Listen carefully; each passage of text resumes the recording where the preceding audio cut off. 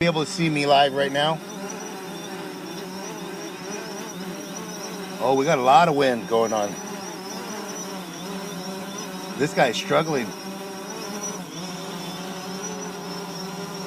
We're live as a drone, and we're live right now online. Okay, so you're able to see my rig here. And where you're looking at now is actually ocean. Oh, we're going towards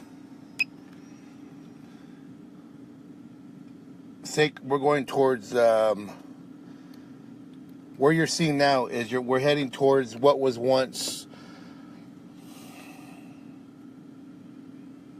It's kind of hard to say that. What was once, what is Osheti. And this is what you're going to be seeing right now.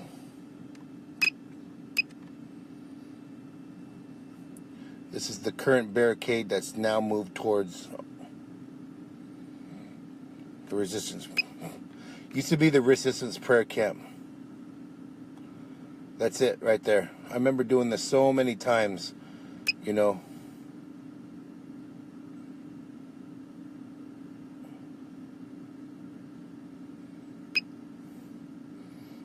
This place is completely cleaned up now. It's kind of hard to see this, you know. I'm the last one here. You know, I've always seen that. I'm the last one here. And you're seeing, you know, the camp just the 23rd. This was a resistance prayer camp fighting the Dakota Access Pipeline. And now what you're seeing is that the camp has been completely cleared out.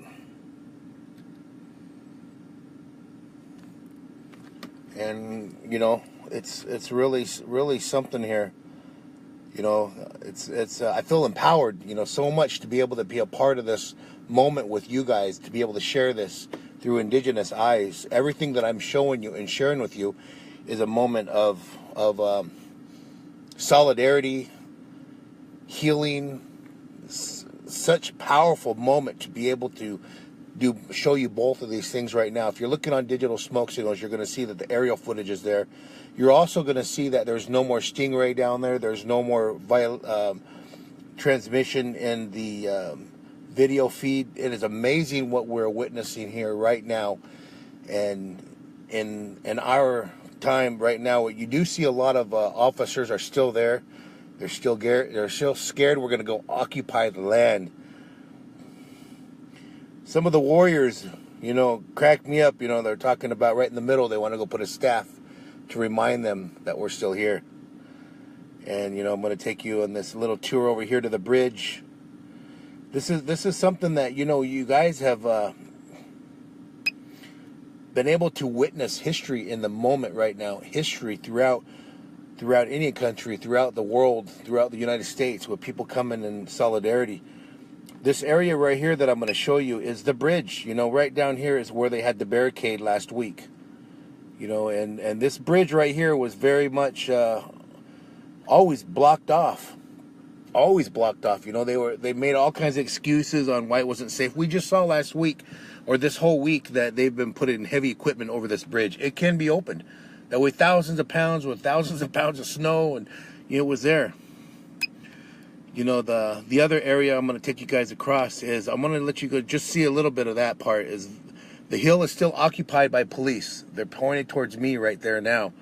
But I want to show you guys the area right over here, which a lot of people don't get to see, but the militarization of the Morton County Police Department and the budget they put through to test all of their equipment, test their skills they did not have, which was untrained, militarized police officers, is what we see the result in the human rights violations, the Geneva Convention violation with them shooting medics in the back and shooting people in the back.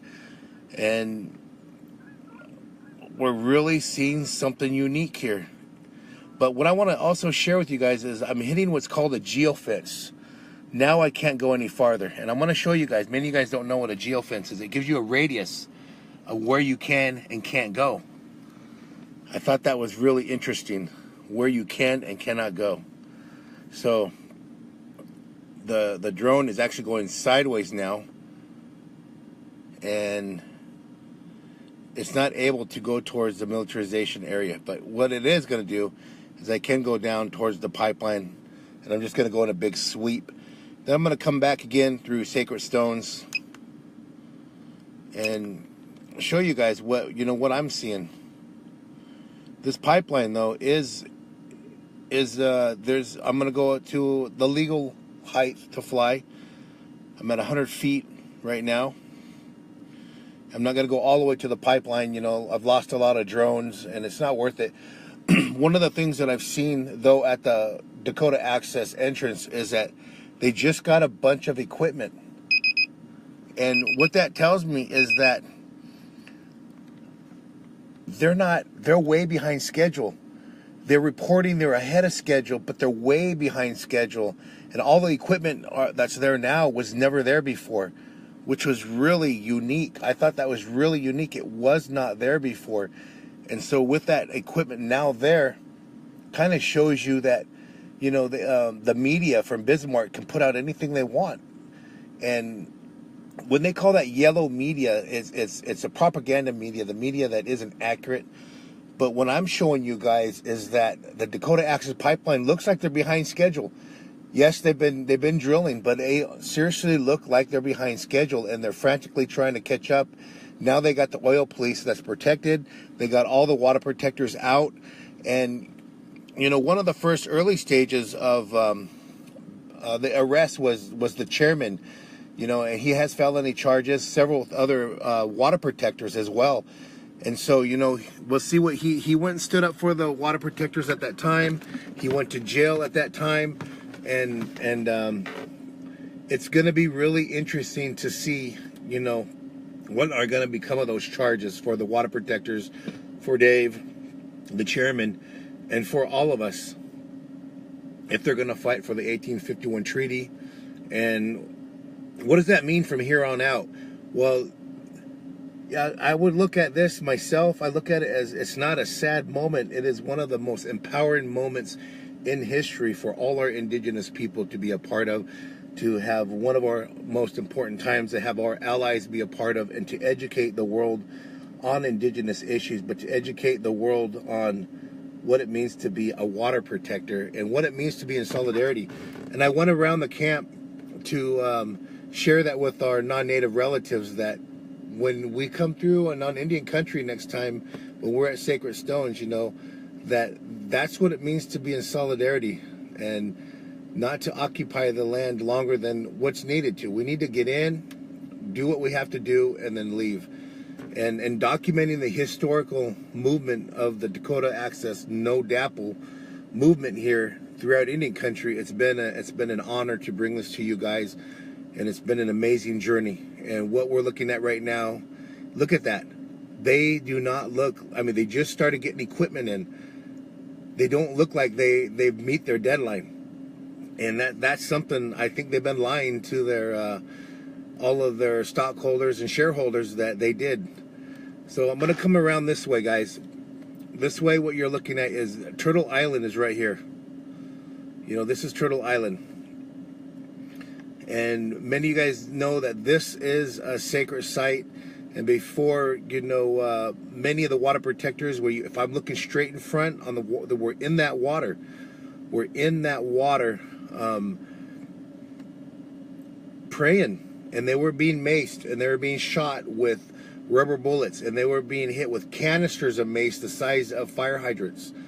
And these officers were in such pain doing this. You could see that there was hurt in their eyes, and that they were angry, and they continued to shoot. They continued to fire, and that's one of the things that we're looking at here in this historical moment of this right here, where we're looking at with the hilltop, is something to see here, because this caused a lot of pain, and them occupying a sacred site Right here is where the burial site is. And you know what? We got photos of them also urinating by this tree over here. And you know, let's look at, they're all, so if you guys are wondered where they're looking right here towards Sacred Stones. And that's our next area we're gonna go to. So one of the other camps I'm gonna take you on a quick tour is